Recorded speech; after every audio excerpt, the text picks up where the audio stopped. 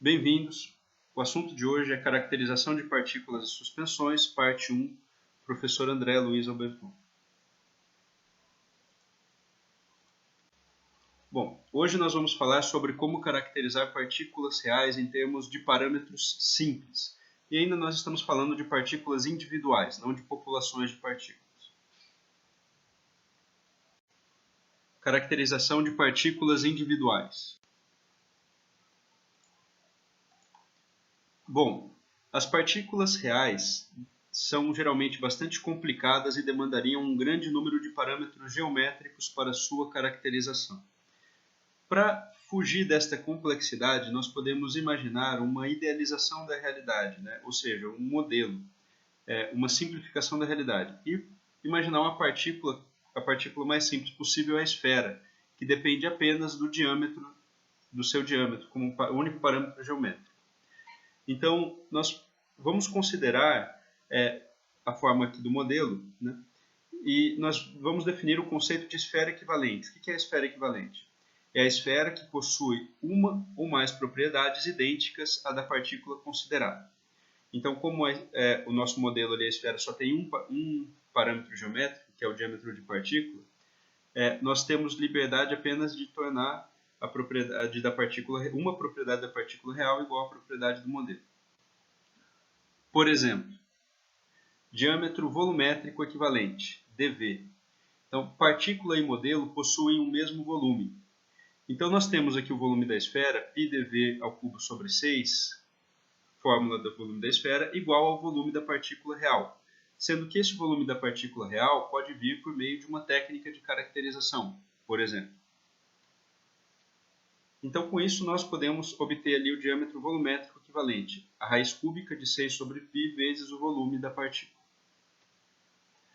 O diâmetro superficial equivalente, ds, ele vai ser calculado admitindo que partícula e modelo possuam a mesma área superficial, né? Então, a área da esfera é π ds ao quadrado, a área da partícula real vai ser determinada via uma técnica de caracterização, por exemplo. Então, com isso, nós conseguimos isolar ali o diâmetro superficial equivalente como raiz quadrada da área superficial sobre π. Diâmetro de mesma área projetada equivalente, dpr. Neste caso, partícula e modelo possuem a mesma área projetada em um plano. Ou seja, a área projetada da esfera é igual à área projetada da partícula real. Se nós olhamos aqui a projeção da área de uma esfera, nota que a área projetada de uma esfera é um círculo, cuja área projetada é exatamente π, o diâmetro projetado ao quadrado, sobre 4, igual à área projetada da partícula real, de onde nós podemos isolar o diâmetro projetado como sendo 2 raiz quadrada da área projetada sobre π. O diâmetro de peneira equivalente, dpn, vai ser calculado partindo do pressuposto que a partícula e modelo possuem o mesmo diâmetro de peneira. Ou seja, a partícula passa por uma abertura maior, d+, mas não passa por uma abertura menor, d-, numa peneira, né? Numa caracterização de peneiramento. Então, nós podemos calcular o diâmetro de peneira tomando a média aritmética dentre esses dois diâmetros, ou seja, d+, mais d- sobre 2. Alternativamente, poderíamos adotar a média geométrica, raiz quadrada de d+ vezes d-. Né? E essa média geométrica seria mais própria quando as faixas de abertura, a diferença entre d+ e d- é muito elevada. Né? Então, a média geométrica, nesse caso, seria mais apropriada. Diâmetro de Stokes equivalente, dStk. Partícula e modelo possuem mesma velocidade de arraste vertical, ou seja, o t, em um fluido. Né? Então, partícula e modelo possuem a mesma velocidade de arraste vertical. Nesse caso, o diâmetro de Stokes a gente vai elucidar posteriormente, mas a fórmula é essa daqui, a raiz quadrada de velocidade dessa velocidade que depois a gente vai definir como velocidade terminal, vezes 18, viscosidade do fluido, sobre g, ρ da partícula, menos ρ do fluido. Equação derivada para um regime laminar, a gente vai elucidar isso no tópico de fluidodinâmica de partículas isoladas. Vamos ver um exemplo. Para o cilindro ao lado, obtenha os diâmetros volumétrico e superficial equivalentes. Então, nós temos um cilindro de cuja base tem 3 milímetros de diâmetro e a altura é de 5 milímetros. Então, o volume desta partícula, né, vai ser a área da base vezes a altura. A área da base é ali π do cilindro ao quadrado sobre 4, a altura h do cilindro. Quando a gente substitui os valores, nós vamos ter o volume sendo 35,34 milímetros cúbicos. O diâmetro da esfera de mesmo volume fica sendo raiz cúbica de 6 sobre π vezes o volume da partícula, que vai dar ali 4,07 milímetros. A área daquela partícula ali, ela é dada pela área de topo e base, né? Então nós temos ali a área do círculo de topo e base, por isso aparece esse 2 aqui, mais a área lateral, né? Que é π vezes o diâmetro do cilindro vezes a altura do cilindro. E aí, quando a gente substitui valores, vai dar 61,26 milímetros quadrados. A esfera com a mesma área superficial, pela fórmula que a gente obteve anteriormente, vai ter 4,41 milímetros de diâmetro. Ok? Então, dentre tantos diâmetros, qual que a gente deve usar? Isso é uma pergunta difícil, porque muitas vezes está associado à técnica de caracterização ou à aplicação desejada. Vamos ver um exemplo de cada. Por exemplo, uma análise de microscopia fornece para a gente o diâmetro projetado, o diâmetro equivalente à área projetada, né? O DPR. Então, isso é proveniente da técnica de caracterização. Por outro lado, vamos supor que nós estejamos falando do arraste que a gente deseja fazer de um sólido por um fluido, e nós gostaríamos de saber qual é o diâmetro mais próprio para usar. Bom, nesse caso aqui, se nós nos lembrarmos lá dos diâmetros, o diâmetro de Stokes seria o mais apropriado, porque ele é caracterizado em função exatamente das velocidades terminais da partícula. Posteriormente a gente vai descrever o que é a velocidade terminal.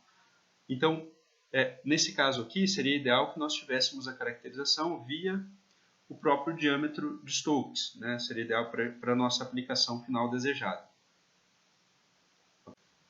Ocorre que, muitas vezes, a técnica disponível para caracterizar não é a mais apropriada para a aplicação final desejada.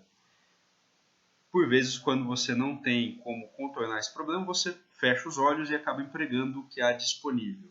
Tá, ok? Então, nem sempre a gente caracteriza de uma forma que atenda à especificação que a gente precisa para o projeto final. Então, nós temos, obviamente, problemas ao fazer isso, mas às vezes a gente não tem como contornar, a gente fecha os olhos e usa esses dados assim mesmo. Vale ressaltar que o diâmetro mais comumente empregado é o diâmetro volumétrico equivalente, esse dV aqui, tá ok? Então, ele é o que mais aparece nos problemas. Bom, como última parte dessa aula, a gente vai falar sobre a esfericidade. A esfericidade é um parâmetro que mede o desvio entre a partícula e uma esfera. Tá? Então, ela é definida como a área da esfera com o mesmo volume da partícula pela área da partícula. Mas a esfera com o mesmo volume da partícula ela possui o diâmetro dV, o diâmetro volumétrico equivalente, cuja área superficial é dada por π vezes dV ao quadrado. Por sua vez, a área superficial da partícula pode ser escrita como π vezes ds ao quadrado, ds é o diâmetro superficial equivalente. Assim, a esfericidade fica φ igual a π vezes dV ao quadrado sobre π vezes ds ao quadrado. E aí, nós temos ali a razão entre esfericidade como razão entre dV ao quadrado sobre ds ao quadrado. O φ ele é menor ou igual a 1. Pause o vídeo e tenta responder o porquê. Bom, aqui nós vamos prosseguir respondendo essa pergunta. Né?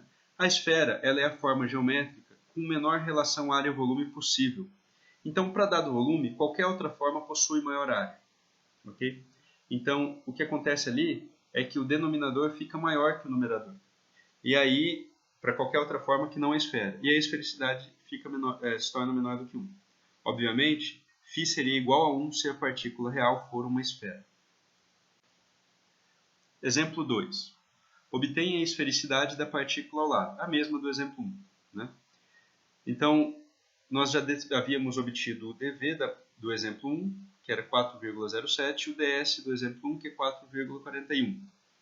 Quando nós calculamos a esfericidade, nós vamos obter a esfericidade igual a 0,85. Ou seja, essa partícula ela tem uma esfericidade de 0,85, que é uma medida do desvio em relação à esfera, né? Nós vamos ver que essa esfericidade posteriormente aparece em algumas fórmulas. Ok, então por esse vídeo a gente para aqui. No próximo vídeo nós vamos abordar populações de partículas.